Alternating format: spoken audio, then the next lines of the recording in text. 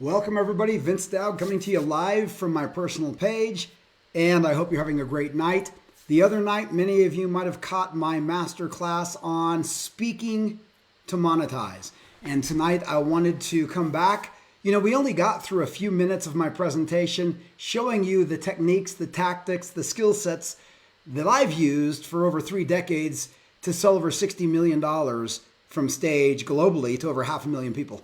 And I think people got a lot of value out of it. So I want to come back on tonight and share some more information. So hopefully you're here either live or on replay.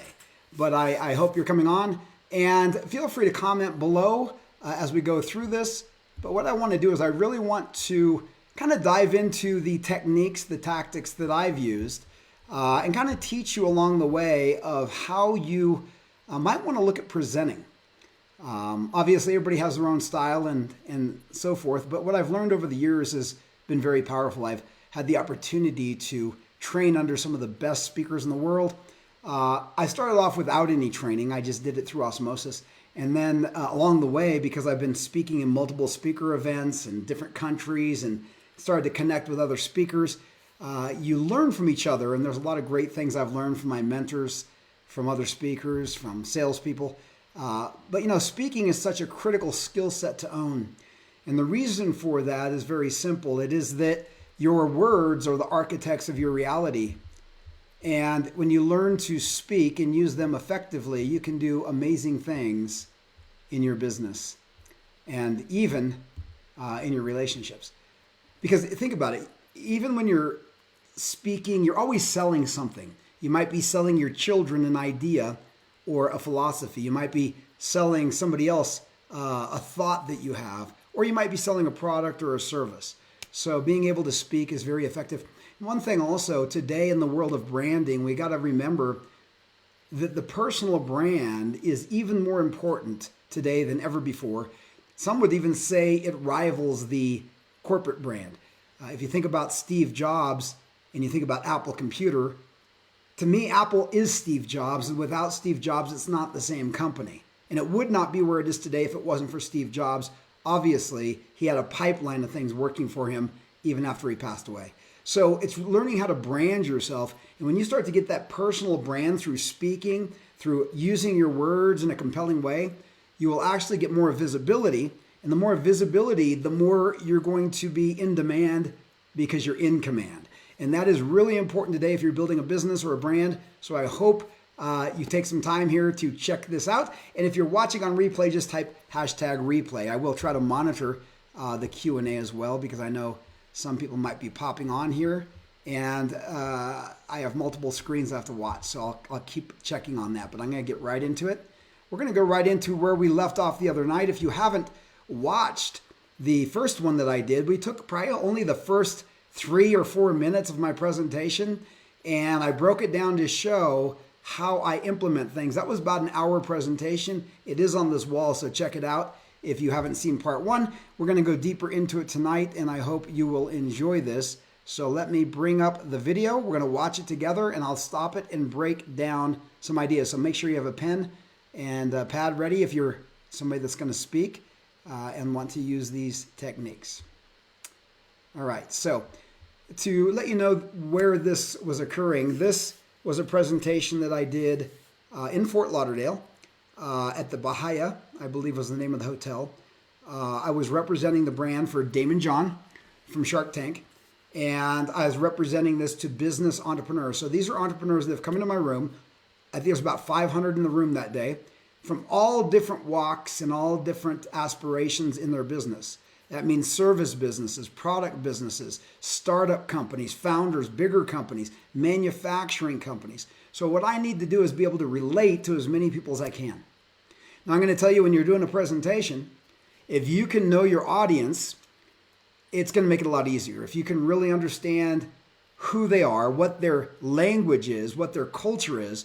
For example, if you go into a company, a certain industry group, you have a little bit of time to research those people, and you can put together a great presentation that speaks their language, builds that instant rapport, and so forth. And that's really important to do. However, when you do an event like this, you don't know who's going to show up. So you've got to somehow try to relate to the people as much as you can.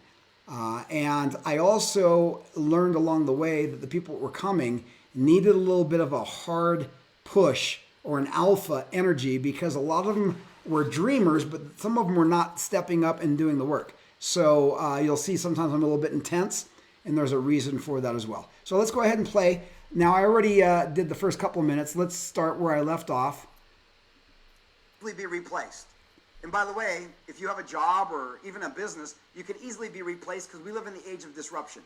Who understands that today we are living in an age where, like never before, we're seeing disruption from governments to economies to companies being disrupted very quickly? Raise your hand if you see that. Okay, so right here, I'm going to stop you again. This is something that's very powerful. What I did is, if you missed the first part, you'll go back and watch that. But what I'm doing is I'm again getting them to agree with me that we're in an age of disruption. And I want them to know, if they do not step up their skills, if they do not learn how to be more effective in their business, be on the cutting edge, not behind, be ahead of the curve, they're going to be left behind, and that will be detrimental to their finances, to their business. So I talk about, and we all see it now, the governments of the world are having major disruption because they have a new system, right, that's coming in. So everybody sees that happening on a macro scale, not just in America. I mean, people feel it in America, and America is the linchpin, I think, of the world. If we don't get it right, the rest of the world struggles. So we have the global system, and then I talked about businesses being disrupted, right? So one of the things I always say, there are current, for example, businesses that are starting or that have started that are really starting to disrupt out there. Genomics is an area that's really radically moving very quick with the CRISPR technology, mapping the DNA. It used to be $1 million. Now they can do it for, heck, you can get a couple $100 to a couple $1,000 and you have a mapped DNA. And that is changing the way we look at disease, the way we look at traits on pregnancies. So that's disrupting. We have electricity being disrupted with people like Tesla or Elon Musk, with the power wall, with his cars are essentially robots that are mapping the entire planet. All of this is being used to go to Mars, right? So there's all kinds of things happening with technology, with cryptocurrencies. All this is going to disrupt many people. Artificial intelligence right now is the big one. I mean, if you guys are watching this, you know that artificial intelligence is going to disrupt a lot of jobs and displace a lot of people. So it's really important that people are on the cutting edge. So what I did is I kind of put this together in a very quick statement, and I asked them to raise their hand. And you can see there that they're raising, well, you see the little fingers, but they're raising their hands on this. And I need that agreement so we can move forward, and they realize if they don't learn something new, they're going to be left behind. So let me ask you, what would that do in the audience if you got them to agree with you that if they don't get on this train that you're on, this cutting edge train, and they stay where they are now with the change in the global economy and the economy, what do you think that's going to leave them feeling? Type it in below, because I think it's important to realize what that might mean to them. I know for me, if I was in the audience, I would think, man, I better pay attention, because I'm not really up to date on what's going on, and maybe there are things happening that's going to make me redundant in my business. And the one thing I learned from Damon is this: you should be competing against yourself. You should be thinking like the competitor to see how you can take your business out, right? And if you're thinking that way, you're always looking for what can you do to stay on the cutting edge. And that's what I wanted these people to understand. So I'm getting them to buy into what I'm saying. Okay, so let's keep going. And what that means is that you could easily be replaced through automation, through outsourcing, through artificial intelligence, and robots. They're replacing jobs at a rapid pace today. So let me go deeper into the program. What we want to do is have our money making us money, because your money can work 24/7, you can't. So you've got to get out of this mindset, this program to trade your time for money. You're never going to make much money that way. Wealthy people don't do that. So here's the key. I'm going to take you first to understand the system. Now I'm going to go back for a second. There's something I did there is a little bit intense. Now sometimes this works, and with Damon's crowd it seemed to work for me, but I'm learning today, and what I'm implementing today is being softer in my language patterns. So when I say you need to an audience, again, that causes resistance. A lot of people don't like to be told what they need to do. Now, I'll tell you though, that's different when you're dealing with alpha energy. Alpha energy doesn't want yes men. There's too many people that look up to somebody that's successful and they kiss their butt, okay? And if you're kissing somebody's butt, they don't respect you. So in the sense of a business owner, I think a lot of successful people want somebody that punches them right where it hurts and saying, listen, I respect you, but I'm going to tell you the truth, because that is an authentic energy and that needs to be there many times. However, there are times, and you'll have to sense this with your audience and feel out the crowd. When I did it in Europe with a lot of female entrepreneurs, it did not work as well. So I learned that my language patterns are very critical. So then I learned to say, instead of you need to do this, you need to have an ebook for your website, I started to say, I would suggest that you might want to have an ebook for your website. I would highly recommend that if you're in business today and you're not thinking 6 months, a year, 2 years down the road, you're behind already. So what I'd like to do is help you understand that you need some skill sets to put you ahead of your competition. Would that be okay? So doing something like that, especially if you don't have a lot of alphas in the room, and remember, I spent a lot of my career teaching alpha males when I started, which was the stock market, options traders. Usually they were alphas, strong, alpha men who had businesses, doctors, attorneys, and I had to hit them hard to get them to do something. However, the world today is very different, so you might need to modulate that. And I always say, feel out your room. Energetically, I think you need to come to that heart space and feel your room. Maybe talk to them in the hallway first before you go into the presentation, and don't just show up on stage. Get a feel for your audience, okay? So let's keep going. Let me know in the comments if you have any questions or any thoughts. What we want to do is have our money making us money, because your money can work 24/7, you can't. So you've got to get out of this mindset, this program to trade your time for money. You're never going to make much money that way. Wealthy people don't do that. Okay, so the other thing that I always like to start in a business seminar, stock market seminar, real estate seminar, whatever kind of seminar you're selling a financial product, or even whatever it is, you can see how this aligns, is that the financial literacy that we have in America is very weak because our school system did not teach us financial literacy. It was not orchestrated to do so. They wanted us to be employees. If you study the history of the American public school system, you know that it was meant to teach us a certain skill set so that we could go out and work for the corporations instead of owning our own brands. So the financial literacy was not taught as well. And that's why I hit that very hard, that you need your money to be making you money instead of your time, because your time is limited and your money can work 24/7. So I think that's very important to put in these little pieces along the way for the mindset. I'm building the mindset. Okay, let's keep going. Here's the key. I'm going to take you first to understand the system, because a lot of people in the room do not know that the reason so many people are struggling in our country, America, and a lot of people are broke in this country, by the way. I don't know if you know this, that 62% of Americans don't even have $1,000 in their bank account. That's pretty sad, isn't it? Okay? So here's the deal. Who went to school? Raise your hands, please. Okay, who went to public school? Okay, and that's where most people got their so-called education. So let me give you a little bit of brief history on American public school system in case you don't know it. This is not putting teachers down, but this is going to put the system down. So some of you might get upset at this, but the truth is the truth. So let me share it with you. First of all, did you know that the American public school system was put in place never to educate us? It was put in place to school us. It's called compulsory mass schooling. Now, an example of that is if you have fish swimming freely in the ocean, they swim freely. If you take a school of fish, they move in unison. It's called groupthink. So the American public school system was brought to our country during the industrial age. We were the greatest nation on the planet. People came from all around the world to come to America, the place of freedom, the place where you could start a business. We had the most entrepreneurs. We had the most patents. We had the most inventions. And this is where we were until the industrial age hit.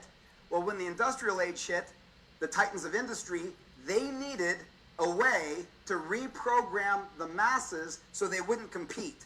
What happened during the time was Prussia Prussia had a school system called the Prussian school system. And if you don't know the history of this, I suggest you go research it because it will open up Pandora's box. So Prussia was losing the battles on the battlefield.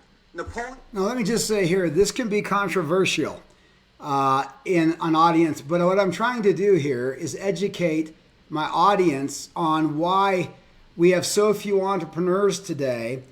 And Shark Tank, for example, is bringing out more entrepreneurs. But because most people are not coming from a school system that taught them how to understand finances, marketing, business, structuring, communication, what's happening is we have a lot of people who want to be entrepreneurs and they have no skill sets.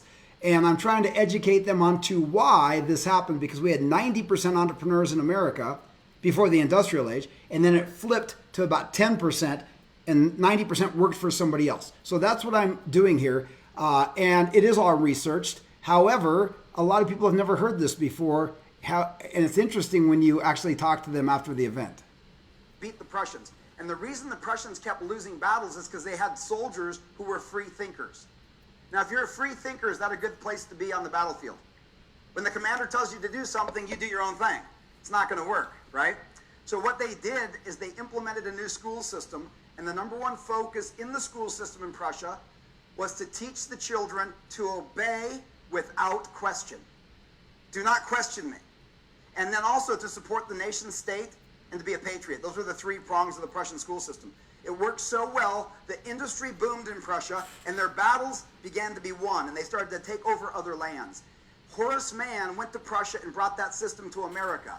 Now think about it. The Vanderbilts, the Carnegies, the Rockefellers are building industry in America, the railroads, the factories, and they need a mass group of workers, people that are willing to give up freedom for security.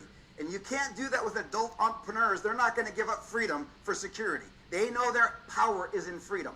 So what happened is they re-educated the youth. They made the one-room schoolhouse illegal in America in 1900.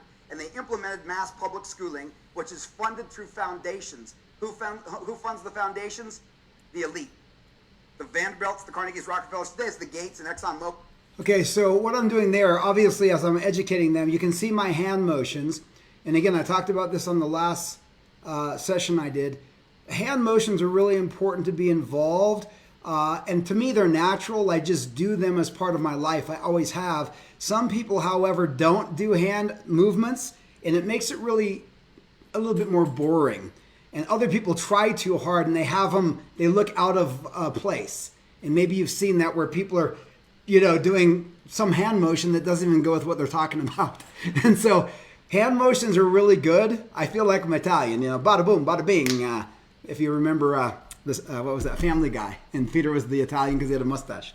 But I love, when I was in Italy too, I could keep up with it. But I like the hand motions, but it's just important that they're natural.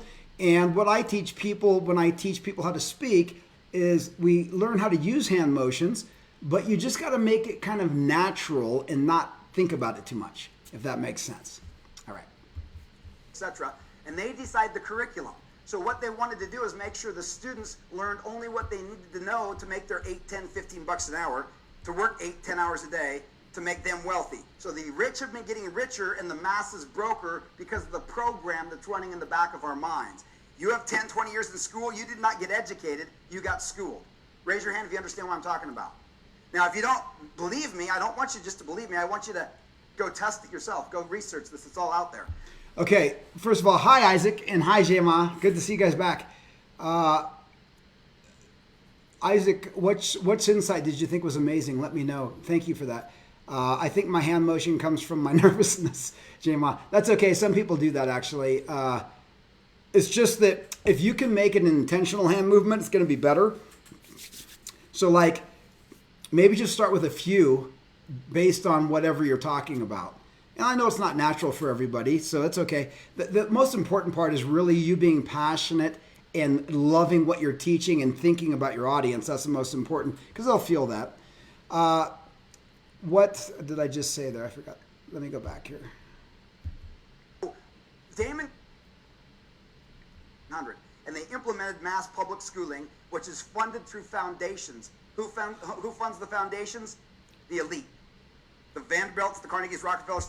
Okay, so what I've done here is I've actually kind of depositioned people a bit And a lot of times, depending on where people are in their status in life, some people might be highly educated. I don't have an educational degree from a university. And I've had people that look at me as a speaker that think that I'm less than them. And so what I try to do is I make sure people understand that I'm very researched. So when I put my information out, I explain to them factually, and then I give them the resources. One thing that's really, really important as a speaker, you must have your information where when you say it, you can resource it to the study. For example, let me give you one of these that I used for a long time and a lot of people in the self-help industry use, and it's not true. Have you guys ever heard of this one? We only use 10% of our brains. Raise your hand if you've heard that one. We only use 10% of our brains. That means 90% of our brain is sitting there ready to be expanded. Well, that's not true. In fact, that's not true at all. That's just something the self-help thing does. Here's another one. A habit takes 21 days to form. You need to do something for 21 days before your habit kicks in. That's not true either. There's no science on it. Dr. Huberman, who's the neuroscientist, maybe you've seen him on social media, says it takes 66 days. So I think it's really important for our credibility, especially if you're younger. Like when I began, I was younger, like Isaac, you're a younger speaker. It's really important for you when you use anything like that you have the resource. So make sure you remember, according to Dr. Huberman, leading neuroscientist, maybe you've seen him on Instagram or the social media, and I think he's at MIT actually. But anyway, he talks about it takes 66 days scientifically for a habit to form through the neural highways. Now what happens is you've just created a lot more credibility than if I just say, hey, it takes 21 days for a habit, because everybody's heard that, but it's not true. So that's why I try to, whatever I research, I try to make sure I put it out there. And it's also going to make sure you don't get hecklers, because anytime you leave a stat open with no resource, you're going to get a heckler because they're going to say that's BS because they've heard 21 days. But now when you can say, well, is it really? Can you tell me the research of where you got that information, or did you just hear it? And now you just shut down the heckler because they'll never challenge you probably because you have the stats. So it's really important that you do that. Let's see, Isaac says the program of yesterday, Prussia. Oh, okay, yeah. And there's a great book on that if you're interested, Isaac, called, it's John Taylor Gatto, and he has several books, but one of them is called Dumbing Us Down. Another one's called Weapons of Mass Instruction, and in the history of the American public school system. So he has many books, and that's where I learned it from. Okay, so let me keep going here. Gates and ExxonMobil, etc., and they decide the curriculum. So what they wanted to do is make sure the students learned only what they needed to know to make their 8, 10, 15 bucks an hour, to work 8, 10 hours a day, to make them wealthy. So the rich have been getting richer and the masses broker because of the program that's running in the back of our minds. You have 10, 20 years in school, you did not get educated, you got schooled. Raise your hand if you understand what I'm talking about. Now, right there. Believe me, I don't want you to just... See what I just did there? So there's 500 people in that audience, and I got them, they probably never heard this before, but after I taught them that, raise your hand if you agree. I just got basically everybody in that room to agree with me that they did not get educated, they got schooled, and therefore they believe they're educated, but really they're missing a lot of components that creates the success in society, including financial literacy, business entrepreneurship. And so now I've got them understanding that they're in a deficit. If they don't start learning what we're teaching, if they don't start investing in themselves and getting real education, they're going to fall behind. Does that make sense? So what I'm doing is I'm building in them. Again, it's not your fault. That's a good one to say. It's not your fault, because some people start feeling like they're beat up, and you say, hey, it's not your fault. I'm the same. I went to school system. I flunked kindergarten. So if you went to public school system, I get it. But the focus for the public school system was to create a free system to make sure people never really competed against the robber barons and the corporate elites. They wanted workers, not competitors. But now we have the power. We have the information today. We have things like Shark Tank helping us, right? So that's what I do. I'm building that energy that they are realizing, okay, he's on my side. Damon's on my side. These people are on my side. Maybe the school system wasn't the teachers' faults, right? Because I always say it's not the teachers. We love teachers.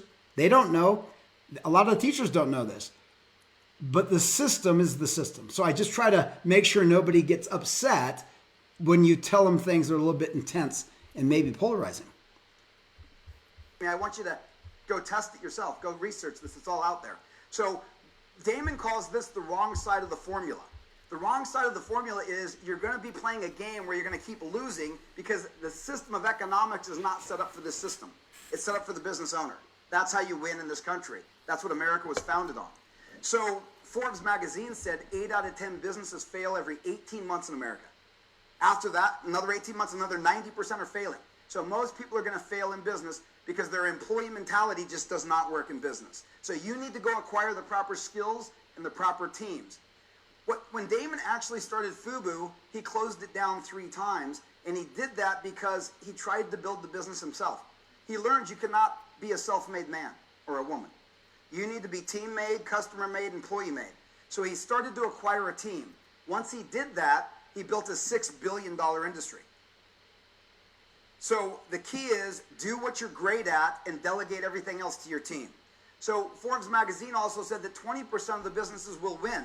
They're the ones that succeed. What do you think the 20% do differently than the 80%? That's a question. Okay, they acquire teams. They have the best people around them. Who's ever heard this? Your network determines your net worth. Raise your hand if you've heard it. Your network determines your net worth. Your network determines everything.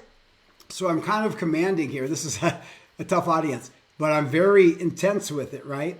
So I'm trying to pull out of them. And I had seminars where it's been a little bit more fun. Sometimes I'll have fun with them. Depends on the crowd because the energy of the crowd can be so different. Maybe you guys have experienced that if you've spoken where you have a crowd where you have a few people that are really exciting and they love you and they're just really, and the energy shifts. Like they have the energy lead. Other people come in and they have no energy and it's really hard to get it up because the whole group has a certain dynamic. So I was really kind of, getting them going there, but they'll start to pick up. Look at the people you're hanging out with. The professional football players hang out with who? Professional football players. Doctors hang out with who? Crackheads hang out with who? You get the point? So at the end of the day, you need to hang around the people you want to become like. And so your network determines your net worth because the people in your network should have the capacity to have the funding, the customers, the connections, the resources. And if you don't have those in your network, you need to change your network. It's not working. All you have to do is look at the fruit on the tree. So So again, right there, what I'm doing is I'm using something that people have heard before. Your network determines your net worth. And again, if you notice, I'm moving around the audience, but I'm not pacing like a lot of people. And I showed you that last video that I did a couple days ago, how a lot of people will pace back and forth and it's very distracting and it becomes nervous energy. I plant myself, I talk to a certain side of the room. I'll look over to the other side, I'll make eye contact and then I'll look over to this side. So I'm talking to the whole group without having to move over there. Okay, so that's important. Businesses, they do something different. They have teams. They're always educating themselves. They're on the cutting edge of new technology, and they're looking for the pivot, which is called disruption. They also know how to brand. Branding means you need to differentiate yourself from the competition. If you're the same in your business, you will be out of business very quickly. How many pizza shops are in your neighborhood that are the same? How many hairdressers? How many mechanics? They're all the same, and a lot of them go out of business or they're surviving. They're not really thriving. So we got to understand marketing, branding, structures. These are critical things that we're not taught in school, and that's why people come to us and to work with Damon's team to learn how to build. So here what I'm doing is I'm bringing all the elements in because a lot of people in business don't realize all the different elements they need, including a team. I mean, how many business owners are out there having just one? They're doing everything themselves. They're the marketer, they're the janitor, they're the salesperson, the customer service, the CEO. And that gets overwhelming. So I'm talking about thinking through that you need a team and you delegate to the team so you do what you're great at. And eventually, business owners will have to get a CEO or somebody else to run the company. But so what I'm doing as a speaker here is I'm building a lot of things that they have to think about, because I don't want anybody to walk out of the room and think I can do this myself. I don't need you guys. I don't need your product, or I don't need your service. I want them to right away realize there's a lot of things they do not know. And how are you going to get through a changing world economy unless you have a team? And what I'm selling, of course, is Damon's team. You want somebody that's out there that knows how to do it, that's made a lot of money, made a lot of success. Well, how do you do that? You need to learn how to do it by having the right team. So I'm anchoring all that in early, so later when it comes time for them to purchase, they already know I need a team, and if I give them the right team, why would they pass that up for a great deal? So that's kind of what I'm doing here. I'm building all that in. This properly with better results and a lot less risk. So here's the question. How do you go from where you are right now, wherever you are in business, and I don't know where you're at financially. Some of you might be making 20 grand a year. Some might be making 50,000, 100,000. Some might be making $1 million or more. I know we have a very wide net in the room. Some very, very wealthy people in here and some very not so wealthy. Here's the question though. How do you go from where you are right now to where you want to be in life? Hard work won't do it. Hard work, there's a lot of hard workers that are broke, right? Right there, the hard work thing, right? I do that now. Even in my seminars, I say, who knows that working hard is a good thing, but it doesn't make you wealthy. I mean, it can help you. But a lot of people work hard and they have 3 jobs and they're exhausted. And I talk about my mom when she used to have 3 jobs and she was broke and she had no time either. So I want them to start thinking differently than working hard. That's important, but it's important to work smart and to get the right team and delegate, right? So that's what I'm leading to. It's not going to do it. Notice my stance again. I'm doing I'm very open, right? So I'm kind of like letting them in, give me information, and they're feeling more that they can scream out and shout out to me what I'm looking for, okay? So that's important that we keep our body posture open when we want them to feel us. Education is good, but there's a lot of educated idiots in the world. They have PhDs and they're broke. True? I can point out a lot of them, believe me. Here's the problem too. Some of the people that are the smartest in the world are the brokest people. You know why? They think too much and do too little. They overanalyze. It's called analysis paralysis. Some of the best businesses are run by people that aren't that bright. Why? Because they know one. Now, I don't know if you saw what I just did there. I pointed to myself, not that bright, because I said I flunked kindergarten. So I'm doing a self-effacing technique with anchoring. So I'm using my body language. Some of the most successful businesses are run by people that are not that bright. So what I'm trying to do is let them know it doesn't matter where you're at. You can do it. All you have to do is follow the system. Okay? So that's what's really important. That's great, Isaac. I'm glad you like it. I appreciate that. Like Bill Gates said, you should not be the smartest person in your business. If you are, you're going to be out of business. You better surround yourself with smarter people, and then you manage them. That's what your job is to do. So you don't need all these degrees to be successful. But here's what you do need is a... Now, I will say, you notice what I'm doing is I'm telling them. So my whole shift now in conscious communication is instead of telling them, what you can do sometimes, I am working through now asking them. It takes a little bit longer, but instead of telling them, I want to ask them, guys, Bill Gates, who became very successful, do you know what he said about the people you hire?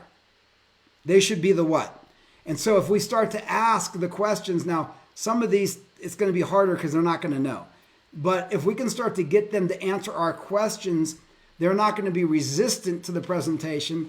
And a lot of times I realized, even though I closed really well, a lot of people probably were resistant to me because I'm very forceful in telling them, right? That's very masculine energy and it's penetrative. It works, and it works on a lot of people, but it doesn't always work. Like with females, a lot of times it doesn't work. So what I want to do now is kind of modulate that. I want to ask and pull from them so they can guide themselves. And then sometimes I'll be hard and tell them. As long as I can get that flow, really important. But on this one, I was very direct and very hard. We still did well, But the thing is, I think there's ways I can do better with the communication being more conscious. So I'm asking questions. That's my whole focus going forward now, is asking the questions that lead them to their own buying decisions where they have no resistance about me, the offer, the product, because they themselves talk themselves into it. I didn't tell them that they need it. Does that make sense? And that's a little bit of an art because a lot of speakers don't do that, but it's very critical, I think. A vehicle that gets you from where you are to where you want to go faster. Now let me ask, is there any PhDs in the room? Anybody? Okay, what's your name, ma'am? Latanya? Okay, you're a PhD, which tells me that you've done a lot of work, a lot of investment in your education. Now, here's the deal. I'm going to show you why so many people don't understand how success works. Let's say, Latanya, right? Okay, so let's say we're going to have a race from here to Miami. There's $1 million waiting for you in Miami, whoever gets there first. The vehicle I'm going to give you is a big wheel. You better leave now, right? Because you're going to have some work to do. Now, you're much more intelligent than me, I guarantee you, and I'm sure you're very good at what you do. I flunked kindergarten. Honestly, I'm dyslexic. Just like Damon, dyslexic. But here's the key. I'm not going to take a... Okay, so I always use this one. This one I've always liked, and I got this, you know where I got this from? This is a little metaphor. I got it from Amway, actually, back when I was in Amway. I think I was 19 years old, and they were talking about it's not the driver, it's the vehicle that makes the difference. So you can be very intelligent and be in the wrong vehicle, like a job, and you'll work 45 years of your life, 40 hours a week, and end up at the finish line broke. However, you could be a ditch digger or, whatever, no education. Maybe you didn't make it through high school, and you ended up in the right vehicle. At that time was that business I was in. And you end up at the finish line very wealthy, well off, living a great life. So it's not really about your degrees. And again, that ties back to the school system because people believe the more education you have, the more money you're going to make. And that's just simply not true. The truth is, the more education you have in the school system, the more you'll make per hour in a job. That's true. Because typically a corporation wants a degree and they'll pay you more for a master's PhD than somebody that comes in with no degree, right? So that is where I'm showing this lady, you have a PhD, you're smarter than me, better looking, whatever you want to do. You can joke with the audience. And then I say, we're going to have a race. We're going from right here tonight to Miami. Well, in this case, we were in Florida, but wherever you're at, across the country. And there's $1 million waiting for the first person. So there's a reward. We got to get there first. How do you get there? Well, you get a vehicle. And I usually use 3 people. I say, Latanya, you get a big wheel. So right away, she's at a disadvantage. Even though she's intelligent, she's got a big wheel. The other person, maybe they had a master's degree or a bachelor's. They get a Volkswagen bus with second gear. And I'm going on this race too. I flunked kindergarten. I struggled in school. I don't have a degree. But I get a jet. Who's going to get there first? Obviously, I'll get there first. And it's not because I'm smarter. It's just because I have a better vehicle. And that's really what this is about. Teaching them that the vehicle we're offering them is a better way, regardless of your background. You need a better vehicle. I'm actually going to take a jet. And I know how to fly a jet. So here's the thing. Who's going to win this game and get there first, me or you? I am. Is it because I'm better looking than you? Watch it. No, it's not. It's not because I'm smarter. It's simply because I have the better vehicle, correct? So that's what we're going to talk about, is the better vehicle to get you where you want to go quicker. So we're going to talk, there's 7 pillars of wealth. Write that down. There's 7 pillars of wealth. We're going to talk about 2 of them today. The first one, most everybody in the room knows, it's because the wealthy create their money this way, and they also grow their money this way. It's called real estate. Who in the room knows that real estate is one of the best ways to make money on the planet? Okay, who owns investment properties? Raise your hands. Okay, very few people do compared to the masses in the room. Well, why don't you own investment properties if you know this is one of the best ways to make money? Come on, there's an excuse brewing. Tell me. I don't have any money. When I grew up, my mom told me we can't make money because it takes money to make money. Who's heard that before? That's a lie. That's not even true. You believe a lot of lies. Most people believe a lot of lies and they don't serve you. It doesn't take money to make money. You can get a tomato seed and plant it and grow tomatoes and take them to the farmer's market and make money. It takes knowledge. It takes the understanding of the abundance of the universe. Money is an illusion. You're the value. You're the wealth. You're the one you've been waiting for your whole life. People don't get this. They think something outside of them is the magic. It is not. So I get a little spiritual here because it's just who I am. But the whole point was, the tomato seed has a lot of seeds in it, and the earth will take care of growing it, and we can take those to a farmer's market and sell them. So there's always abundance if we think that way. And the point I get to on the real estate, for example, is if you do an and or assigns subject to, and you find a property that somebody's selling for a lot lower because maybe they're getting divorced, you could lock that in with no money and then turn around and flip that contract and make 20 grand, even though you have no money. You just basically are locking in and doing the bird dogging for a real estate investor. And I want them to start thinking out of the box, because too many people will hold themselves back from being successful or from investing in the program because they think, I don't have any money. And I'm like, well, if you're thinking you don't have any money, that's the thought that's got you where you are, which is where you don't have any money. So maybe you start thinking, I am abundant. And since I'm abundant, money comes. I don't know where it is now, but wherever it is, it's on its way to me. And I'm going to start asking, how can I do it? And that's a mindset thing, but it was really important with these groups because a lot of these people were startups and they come with a lot of excuses. And my job as a speaker is to start to erase those excuses, reprogram and rewire their brain so they can understand that they are not who they think they are. They are much more capable than they've ever dreamed. It is you. So here's the key.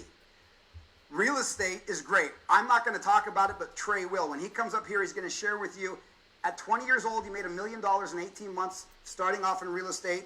He's in his 30s now. He works with, if anybody's watched the Property Wars TV show, he works directly with Doug Hopkins. So he's going to teach you a few strategies on how to make money. By the way, if you're sitting in the room and you say, I don't have any money, he'll show you how you can use none of your own money, purchase a property, be able to flip it. The average flip. Okay, I want to take you back to this. This was an error that I had right here. Do you see the way my hand is out there like this? Watch this. Where'd I go here? I don't know how far I went. Get a what? A job. Oops, I don't know how far I went back, guys. Real estate. Who in the room knows that real estate is one of the best ways to make money on the... They talk difference. Huge. And if you're not doing it, you're missing out on financial literacy. So stick around and listen to Trey. Real estate is great. I'm not going to talk about it, but Trey will. When he comes up here, he's going to share with you. At 20 years old, he made $1 million in 18 months, starting off in real estate. He's in his 30s now. He works with, if anybody's watched the Property Wars TV show, he works directly with Doug Hopkins. So he's going to teach you a few strategies on how to make money. By the way, if you're sitting in the room and you say, I don't have any money, he'll show you. See how my hand's doing this? That's actually a block. So I'm blocking their energy when I do that. I really don't want to do that as a speaker and tell them when I do things like this, I'm blocking their energy, and opposed to when I'm open, I'm blocking them. If you're saying you don't have any money, it's like a block. So it's not a very good hand gesture there. So that one, reviewing it, I would have taken that one out. So I wouldn't use that unless you're trying to block. For example, if a heckler comes up or starts hacking out, you might do that to block their energy and tell them whatever you're going to tell them. You can use none of your own money, purchase a property, be able to flip it. The average flip today in the United States is $70,000 profit. And if you could do that in 60, 70, 90 days, would that make a difference in your life? Even if you have horrible credit, doesn't matter. It's not about you. Who thinks that could make a difference? Huge. And if you're not doing it, you're missing out on financial literacy. So stick around and listen to Trey because he's excellent. What I'm going to talk about is...